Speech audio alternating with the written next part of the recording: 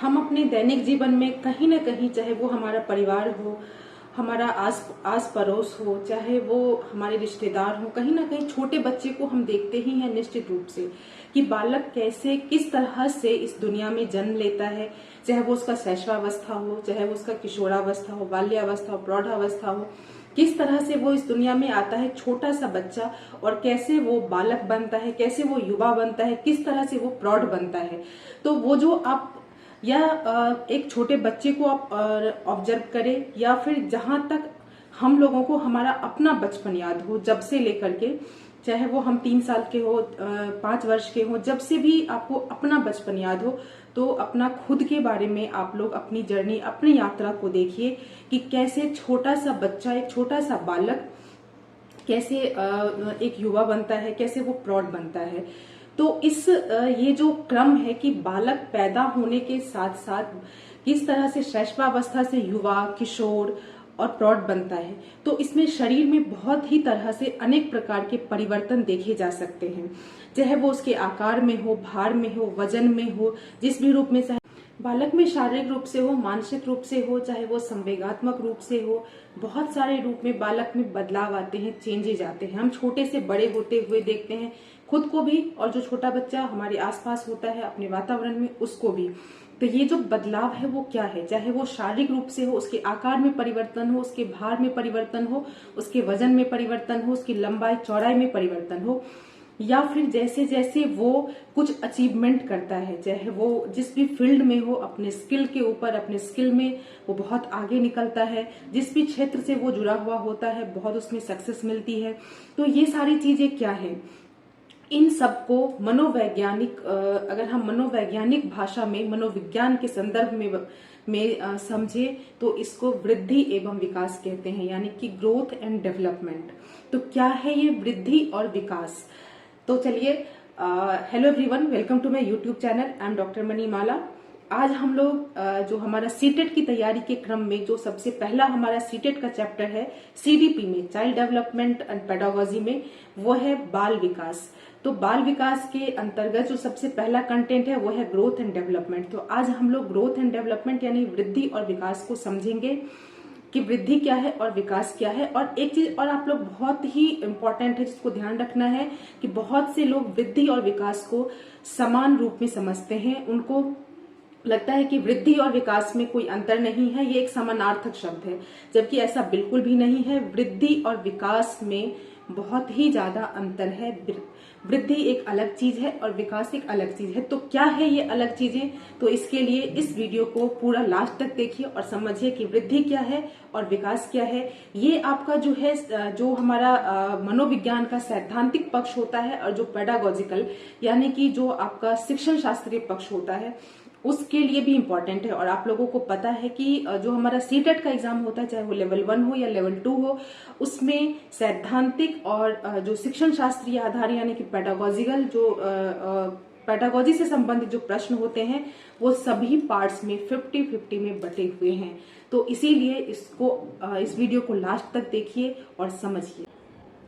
तो चलिए, हम लोग जानते हैं कि वृद्धि क्या है, ग्रोथ क्या है। इसमें से जो आपका सीटेट का जो एग्जाम होता है, इसमें से निश्चित रूप से 1 से 2 प्रश्न तो निश्चित रूप से पूछे ही जा सकते हैं, क्योंकि ग्रोथ एंड डेवलपमेंट जो है वो सीडीपी का सबसे इम्पोर्टेंट पार्ट है, बहुत ही इम्पोर्टेंट है ये। इसीलिए इसमें से 2, कभी कभी 3 प्रश्न भी पूछे जा सकते हैं, या 2 तो कम से कम पूछे ही जा सकते हैं। और जो आपका स्कूल की वैकेंसी आती है, नौकरी के लिए जो परीक्षाएं होती है या इंटरव्यू होता है, तो उसमें भी ये सारे टर्म्स जो है वो आपसे पूछे जा सकते हैं। इसीलिए इस टॉपिक को अच्छे से समझिए और लास्ट तक वीडियो देखिए और जानिए कि वृद्धि और विकास क्या है। तो वृद्धि, जैसे कि आप लोग देख रहे हैं कि वृद्धि जो है उसमें सबसे पहला जो है वो शारीरिक बदलाव। वृद्धि का मतलब क्या है कि जो आपका फिजिकल चेंज है, यानी कि शरीर में जो बदलाव है वो आता है।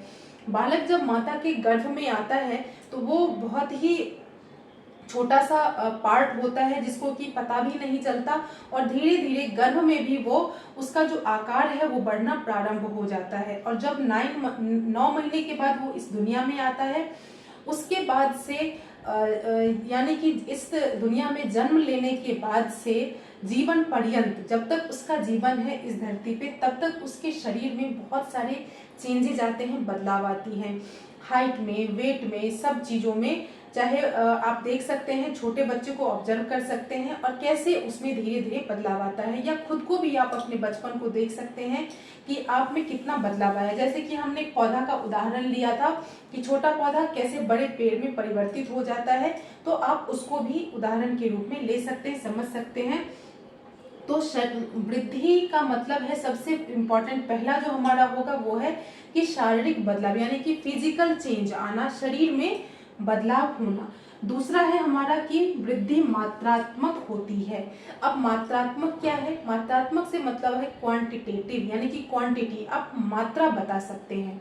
जैसे कि मैंने पहले ही बताया कि एक बच्चा जब पैदा हुआ उस टाइम उसकी हाइट कितनी थी, इसके बाद धीरे धीरे जब वो बड़ा होता है तो उसकी हाइट कितनी थी। मैं या आप जब पैदा हुए थे तो हमारी हाइट कितनी थी, वेट कितना था हमारा, और अभी मेरी हाइट कितनी है, अभी मेरा वेट कितना है। जैसे कि मान लीजिए जब बालक पैदा हुआ तो उसका वेट 3 किलो, 4 किलो, 2 किलो इतना होता है, और धीरे धीरे 10 केजी, 15 केजी, 20, 50 इस तरह से वेट में, वजन में वृद्धि होती है, बढ़ती जाती है। उसको आसानी से मेजर कर सकते हैं, माप सकते हैं कि, और वो पूरा एक्यूरेट आता है कि तुम्हारा वजन इतना है।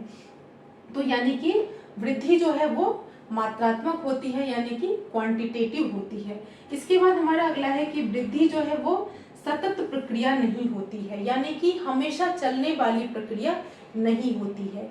हमेशा चलने वाली प्रक्रिया से मतलब ये है सतत, सतत मीन्स कि निरंतर, जब तक हम इस दुनिया में रहेंगे, जन्म से लेकर या माता के गर्भ से, गर्भाधान से लेकर मृत्यु पर्यंत तक, तो वृद्धि जो है वो नहीं चलती है। क्योंकि अगर हम इसको एग्जाम्पल के रूप में इस तरह से समझ सकते हैं कि जो हमारा हाइट होता है, हाइट धीरे धीरे जब हम पैदा होते हैं तो हमारा जो हाइट है या वेट है बढ़ता जाता है, लेकिन एक पर्टिकुलर एज में आकर के वो रुक जाता है। हमारा हाइट ऐसा नहीं है कि अगर कोई इंसान 60 साल, 70 साल, 100 बरस तक अगर वो जिंदा रहेंगे तो उनकी हाइट बढ़ती जाएगी, ऐसा नहीं है। तो इसीलिए एक स्टेज पे आकर के जो वृद्धि की प्रक्रिया है वो रुक जाती है। इसी तरह से जो हमारे बहुत सारे इंटरनल जो पार्ट्स हैं, उसमें भी ऑर्गन्स हैं, उसमें भी बहुत सारी चीज़ें वृद्धि होती हैं, बढ़ती रहती हैं, वो भी एक स्टेज पे आने के बाद उन सब में भी रुक जाती हैं। और इसीलिए कहा जाता है कि वृद्धि, सॉरी, कुछ फॉल्ट होने की वजह से वॉइस नहीं आ पाई है, कोई बात नहीं। तो हम लोग समझ रहे थे अभी कि वृद्धि जो है वो सतत प्रक्रिया नहीं है, यानी कि वृद्धि जो है वो हमेशा निरंतर चलने वाली प्रक्रिया नहीं है। इसके बाद हमारा है कि वृद्धि निश्चित समय के बाद रुक जाती है, यानी कि ये भी जो हमारा इससे पहला पॉइंट था उसी से रिलेटेड है कि एक पर्टिकुलर उम्र एज आने के बाद वृद्धि जो है यानी कि ग्रोथ होना वो बंद हो जाता है। यानी कि जो बालक का हाइट हो, उसकी लंबाई, चौड़ाई, आकार, वजन, जिसमें कि लगातार वृद्धि हो रही थी, वो बढ़ रहा था, उसमें स्थिरता, रुकावट आ जाती है, वो रुक जाती है, उसमें वृद्धि होना बंद। ऐसा नहीं है कि अगर कोई व्यक्ति 100 वर्ष तक जीवित रहेगा, 100 वर्ष से ज़्यादा उसकी उम्र होगी, तो निरंतर उसकी हाइट या उसकी लंबाई, उसकी जो उसका वजन है वो बढ़ता रहेगा, ऐसा बिल्कुल भी नहीं है। यानी कि वृद्धि एक समय सीमा के बाद रुक जाती है। तो इसके बाद अगला हमारा पॉइंट है कि विकास, वृद्धि जो है वो विकास का एक अंग है, यानी कि जो हमारा डेवलपमेंट है, विकास, वो इसको हम लोग अगले वीडियो में समझेंगे कि माता के गर्भ में आने के बाद से बालक का विकास जीवन पर्यंत यानी कि मृत्यु तक चलता रहता है। विकास की प्रक्रिया कभी भी नहीं रुकती है, और ये वृद्धि जो है इसी का एक पार्ट है। यानी कि बालक का विकास जो है वो गर्भ में आने के बाद, इस दुनिया में जन्म लेने के बाद से लेकर के मृत्यु पर्यंत तक चलता रहता है। बालक जैसे जैसे समाज के संपर्क में आता है, नई चीज़ों को सीखता है, उसके संज्ञान में, उसकी मानसिक प्रक्रिया में वृद्धि होती है, वो चीज़ों को, प्रॉब्लम को सॉल्व करना सीखता है, वो डिसीज़न लेना सीखता है, वो टीम में वर्क करना सीखता है। लेकिन जो उसका हाइट है, उसकी लंबाई है, उसका वज़न है, उसका आकार हो, उसका भार हो, वो सब एक समय सीमा पे आके रुक जाती है। तो इस वीडियो को लास्ट तक देखिए और समझिए कि वृद्धि क्या है।